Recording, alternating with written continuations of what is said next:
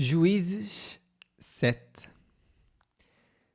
Jerobaal, isto é, Gideão, e todo o seu exército se levantaram de madrugada e acamparam junto à fonte de Harod.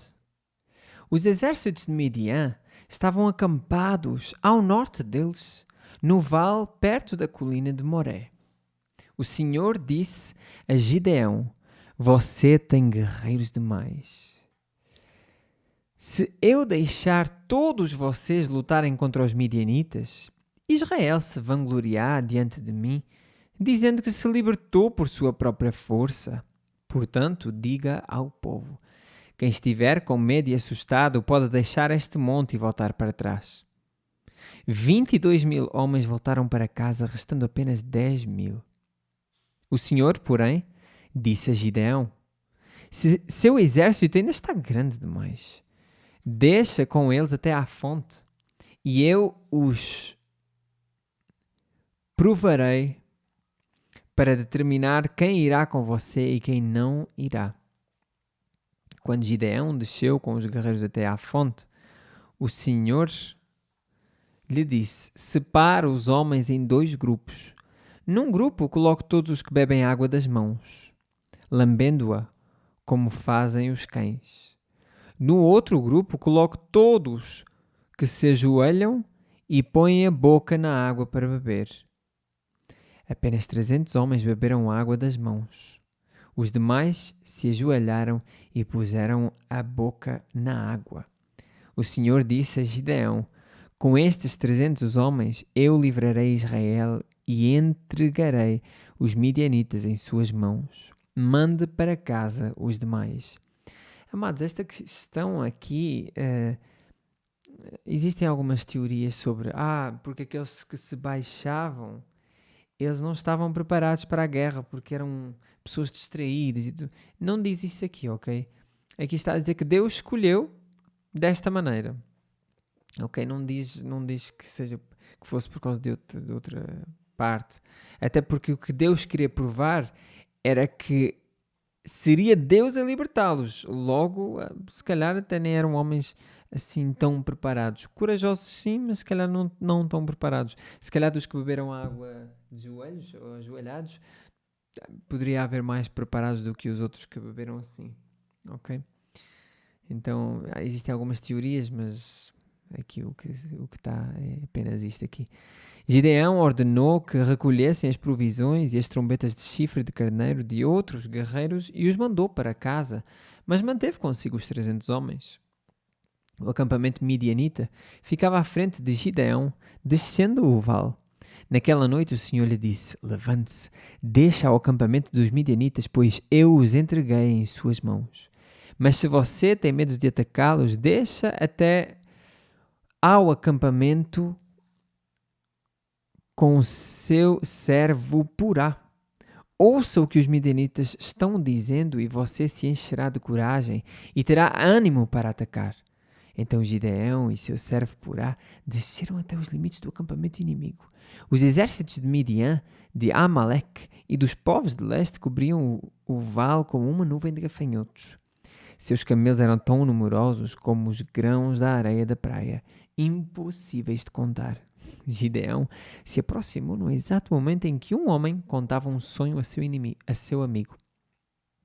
O homem disse: tive um sonho, no qual um pão de cevada veio rolando para dentro do acampamento midianita. Então bateu numa tenda e ela virou, desmontando-se. O amigo respondeu: o sonho só pode significar uma coisa.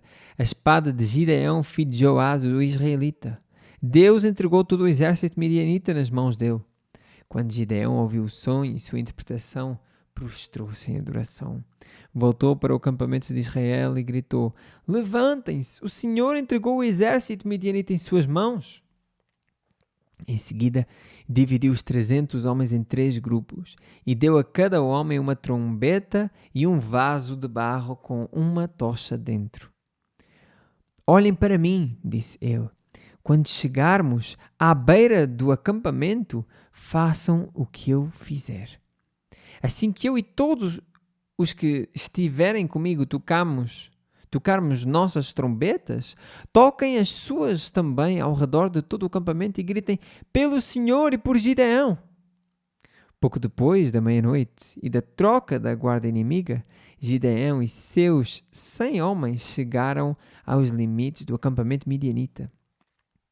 De repente tocaram as trombetas e quebraram os vasos de barro. Então os 3 grupos tocaram as trombetas e quebraram os vasos. Segurando a tocha na mão esquerda e a trombeta na direita, todos gritaram: à espada pelo Senhor e por Gideão! Cada homem manteve sua posição ao redor do acampamento e viu todos os midianitas correrem de um lado para o outro, gritando, apavorados enquanto fugiam. Reparem que o barulho que eles fizeram, amados, não foi um barulho de 300 homens. Eles tinham uma tocha, tinham um vaso, tinham uma trombeta, tinham tudo na mão. Então pareciam muitas mais pessoas, ok? 3 grupos diferentes, então parecia que eles estavam completamente cercados lá, os midianitas. Então eles tiveram medo. Quando os 300 israelitas tocaram as trombetas, o Senhor fez os guerreiros que estavam no acampamento lutarem uns contra os outros com suas espadas. Então eles, do próprio povo, se mataram. Os que sobreviveram fugiram para lugares distantes, como Bet-Sita, perto de Zererá, e para a divisa de Abel-Meolá, perto de Tabat. Então Gideão convocou os guerreiros de Naftali, Asser e Manassés, que se juntaram aos demais para perseguir o exército midianita. Gideão também enviou mensageiros a toda a região montanhosa de Efraim, dizendo: deixam e ataquem os midianitas. Não permitam que eles cheguem aos pontos mais rasos da travessia do Jordão em Bet-Bara. Todos os homens de Efraim obedeceram. Capturaram Oreb e Zeeb, os 2 comandantes midianitas, e mataram Oreb na rocha de Oreb e Zeeb na prensa de uvas de Zeeb, que ficou assim conhecido, ok? Rocha de Oreb, porque Oreb morreu lá, e prensa de uvas de Zeeb, porque Zeeb morreu lá. Depois continuaram a perseguir os midianitas. Por fim, levaram a cabeça de Oreb e de Zeeb para Gideão, que estavam do outro lado do Jordão. Então os homens da tribo de Efraim perguntaram a Gideão: por que você nos tratou dessa forma? Por que não nos chamou quando foi lutar com os midianitas? E o repreendeu duramente. Gideão, porém, respondeu: o que eu fiz em comparação com vocês? A sobra das uvas da colheita de Efraim não são melhores que toda a colheita do pequeno clã de Abiezer?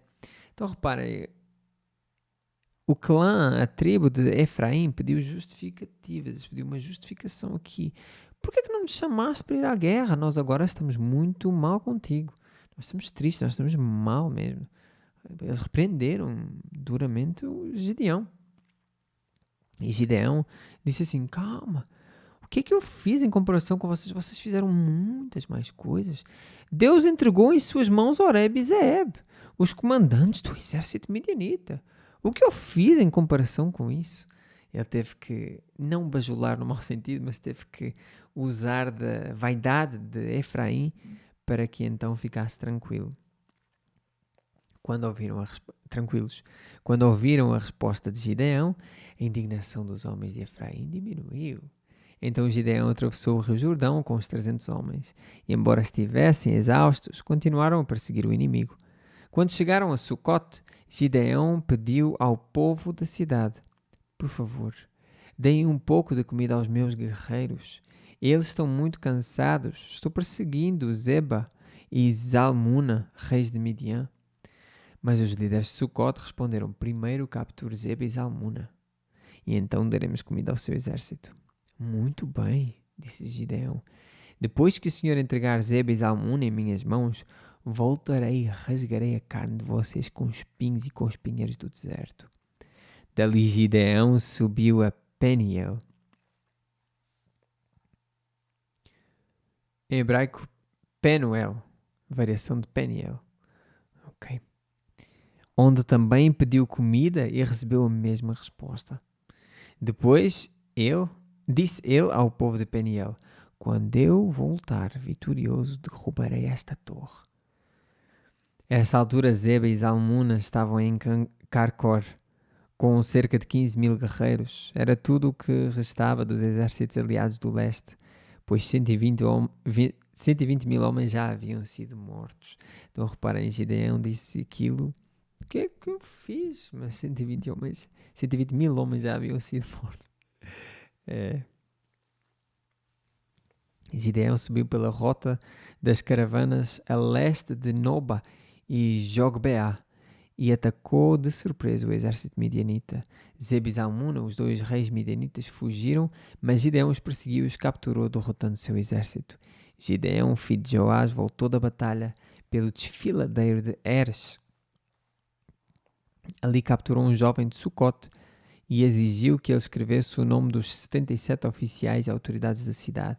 Então Gideão retornou a Sucote e disse ao povo: aqui estão Zeba e Zalmuna. Quando estivemos aqui antes, vocês zombaram de mim e disseram: primeiro capture Zeba e Zalmuna, e então daremos comida aos seus guerreiros exaustos. Gideão prendeu as autoridades da cidade e os castigou com espinhos e espinheiros do deserto. Também derrubou a torre de Peniel e matou os homens da cidade. Glória a Deus, amados. Lucas 23, 13 a 43. Então Pilatos reuniu os principais sacerdotes e outros líderes religiosos, juntamente com o povo, e anunciou seu veredicto. Vocês me trouxeram este homem acusando-o de liderar uma revolta. Eu o interroguei minuciosamente a esse respeito na presença de vocês e vejo que não há nada que o condene. Herodes chegou à mesma conclusão e o enviou de volta a nós. Nada do que ele fez merece a pena de morte. Portanto, ordenarei que seja açoitado e o soltarei. Era necessário libertar-lhes um prisioneiro durante a festa da Páscoa. Um grande clamor se levantou da multidão e a uma só voz gritavam: mate-o, solte-nos Barrabás. Esse Barrabás estava preso por ter participado de uma revolta em Jerusalém contra o governo e ter cometido assassinato. Pilatos discutiu com eles, pois desejava soltar Jesus. Eles, porém, continuaram gritando: crucifique-o, crucifique-o. Pela terceira vez, ele perguntou: por quê?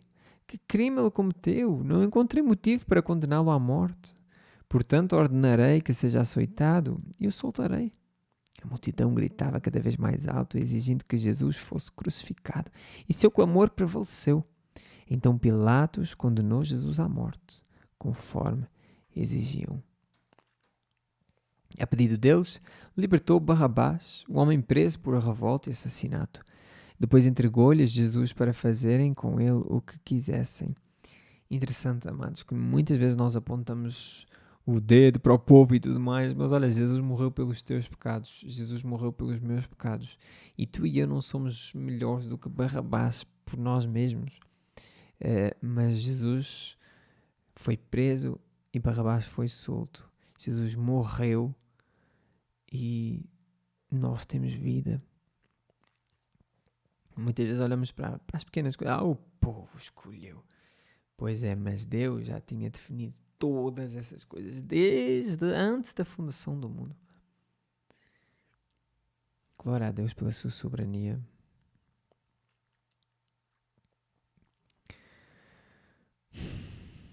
Então, depois de libertar Barrabás, entregou-lhes Jesus para fazerem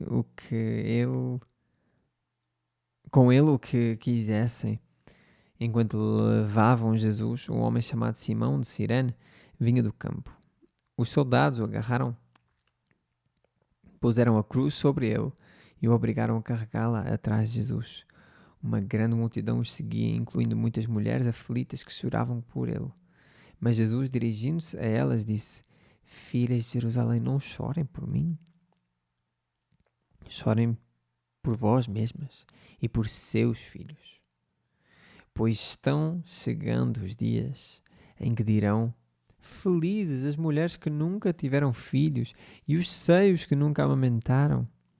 Suplicarão aos montes: caiam sobre nós, e pedirão às colinas: soterrem-nos.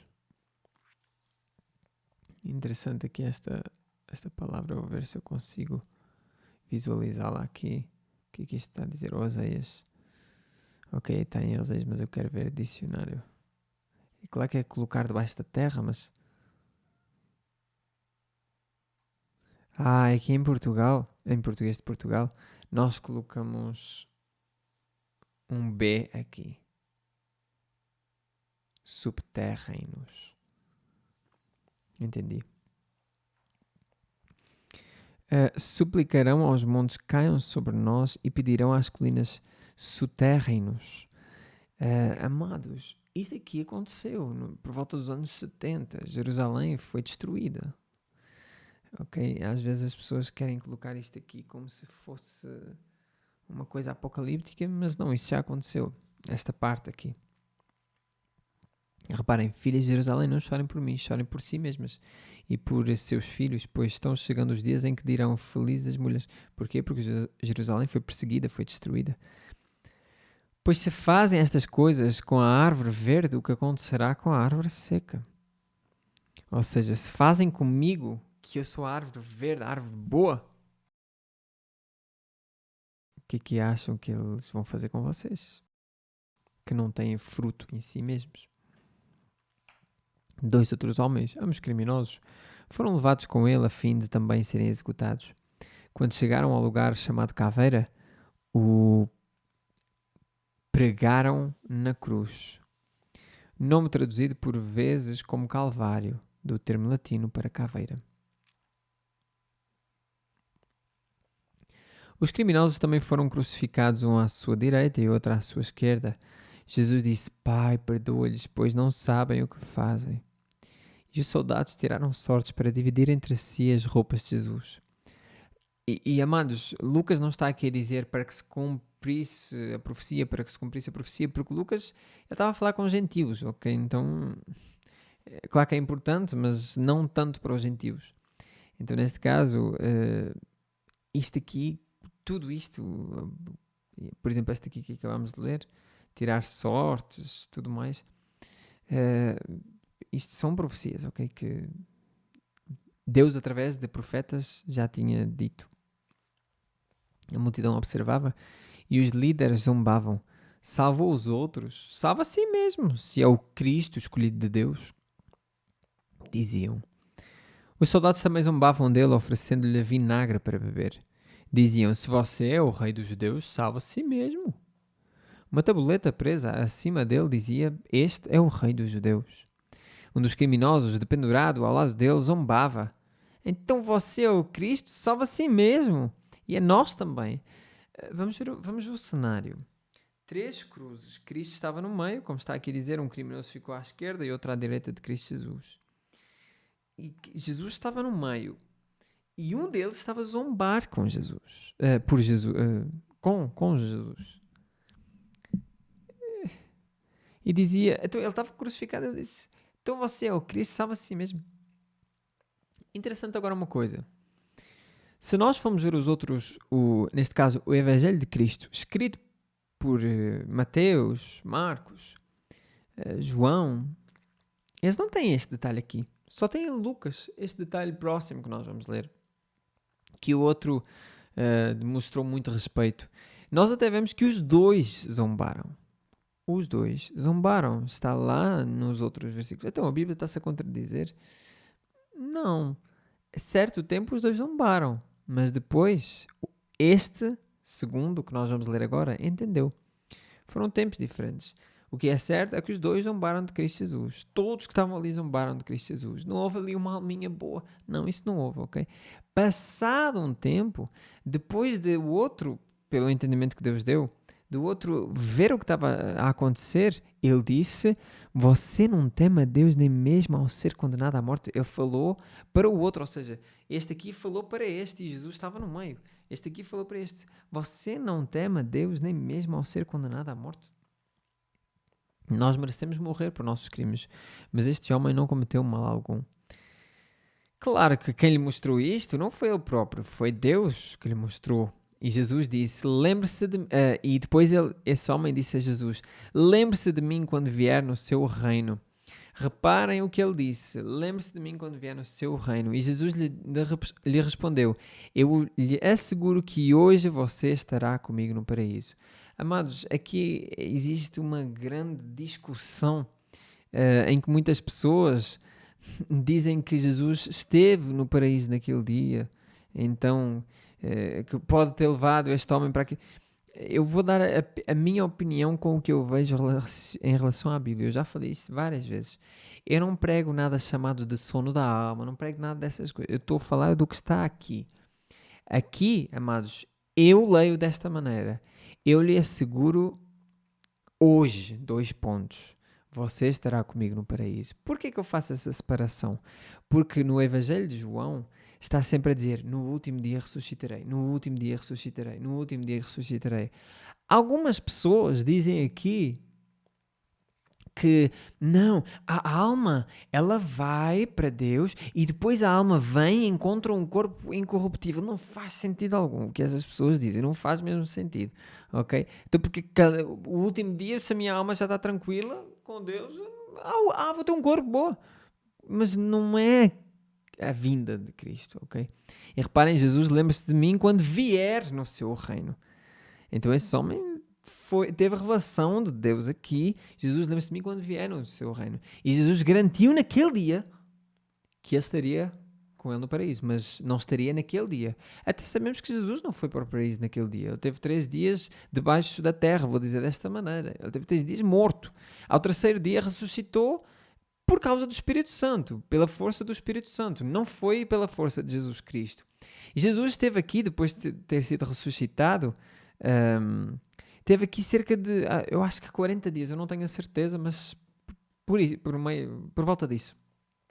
Então ele não estava. Só depois ele foi glorificado junto do Pai. Tanto é que ele não estava no paraíso naquela altura. Mas ele estava, era um com o Pai. Sim, ok. Ele sempre fez a vontade do Pai. Ele era unido ao Pai nesse sentido. Sempre foi o objetivo dele fazer a vontade do Pai. Mas Jesus não estava no paraíso. Okay? Ele não estava. E isso aqui é óbvio. Jesus disse assim: só quando eu for para o paraíso é que eu vos vou enviar o Consolador. Só quando eu for para o Pai. Então Jesus não estava com o Pai naquela altura, ok? Eu estou a dizer ali à direita do Pai, ok? Sempre esteve com o Pai no sentido de fazer a sua vontade. Mas, amados, nós temos que ver isso. Na minha opinião, ok? Vou dizer isto desta maneira. É o que eu vejo. Eu não vejo de outra maneira, ok? Eu posso forçar outra coisinha aqui, eu posso forçar. No dia de hoje, eu não vou fazer isso. Eu nem sequer estou a forçar aquilo que eu estou a dizer. Porque isto aqui foi escrito em português. Se nós lemos no grego, nós não vamos conseguir entender ao certo, de verdade.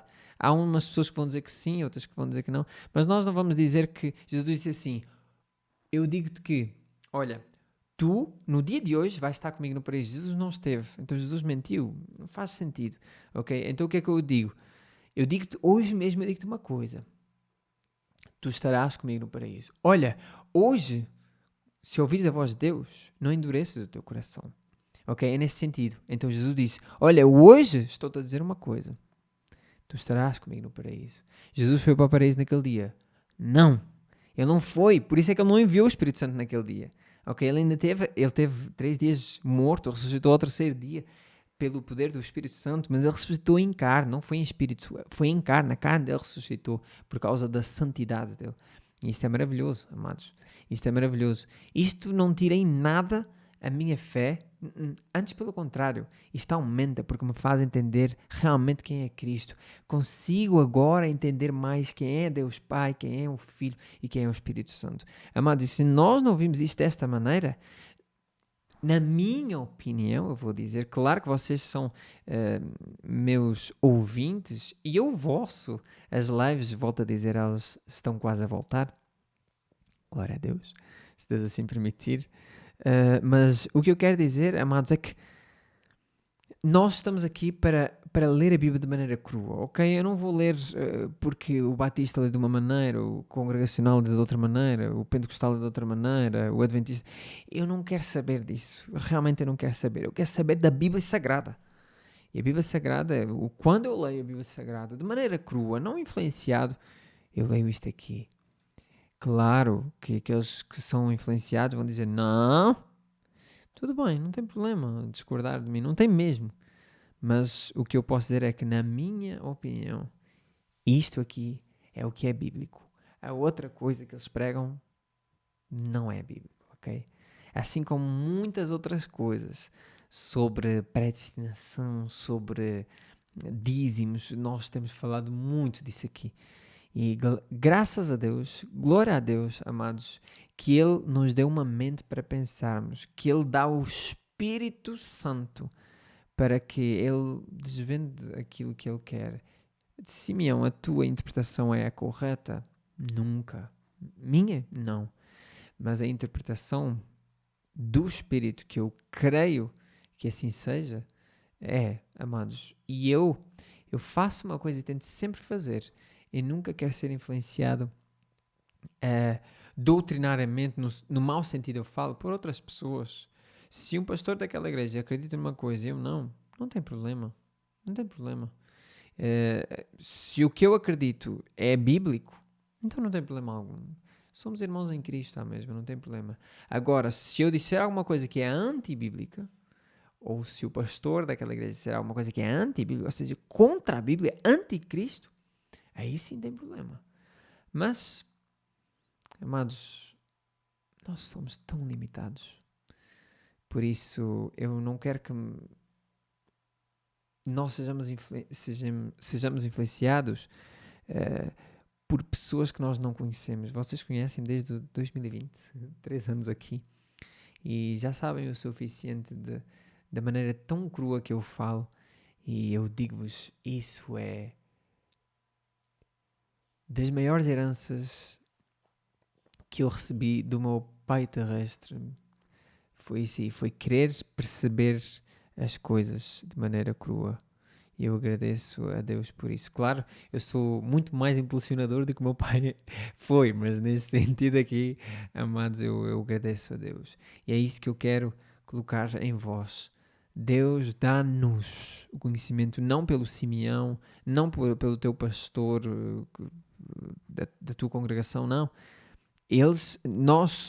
Vou-me colocar aí, nós somos meios, ok? Mas é Deus que dá o conhecimento, é Deus que converte através do Espírito Santo, e somente por causa do Filho Jesus Cristo é que nós temos este relacionamento. Glória a Deus, amados. Ei, glória a Deus. É muito bom quando nós vemos isto assim. Simeão, porquê é que tu agora fazes uma pausa de 2 segundos? Porque eu estou sem internet neste momento. Ok, então os meus áudios são da internet. Então, estar ali uma pausa sem som não é tão bom assim. Salmos 97, 1 a Salmos 98 e também, obviamente, versículo 9. E também iremos ler Provérbios, se Deus nos permitir. O Senhor reina, alegre-se a terra, exultem os litorais mais distantes, nuvens escuras o cercam, justiça e retidão são a base do seu trono, fogo se espalha adiante dele, queimando todos os seus inimigos. Seus relâmpagos iluminam o mundo, a terra os vê e estremece. Os montes se derretem como cera diante do Senhor de toda a terra.